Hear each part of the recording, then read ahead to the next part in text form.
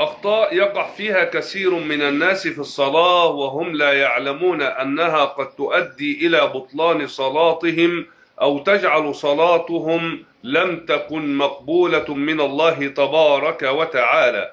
فيجب على كل مسلم أن ينتبه إلى ذلك، وإذا دخل في صلاته أن يحرص على أن صلاته تكون مثل صلاة النبي صلى الله عليه وسلم، وهو الذي قال: صلوا كما رأيتموني أصلي.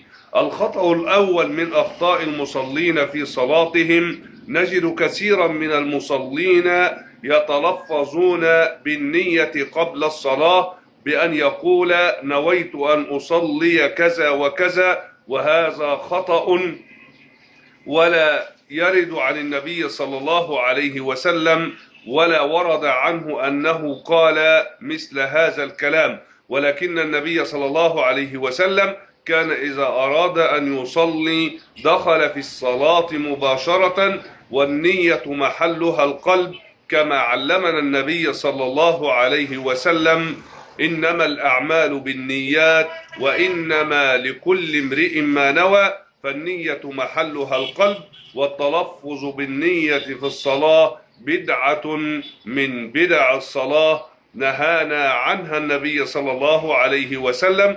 يجب علينا أن نتمسك بسنة نبينا صلى الله عليه وسلم. وفي فيديوهات أخرى إن شاء الله تبارك وتعالى سنشرح الأشياء أو الأخطاء التي يقع فيها المصلون في صلاتهم، فهذا هو الخطأ الأول من هذه الأخطاء. انشروا هذا الفيديو ليكون في ميزان حسناتكم يوم القيامة، ولتنشروا سنة النبي صلى الله عليه وسلم، فإنه من نشر سنة النبي صلى الله عليه وسلم كان النبي صلى الله عليه وسلم شفيعا له يوم القيامة.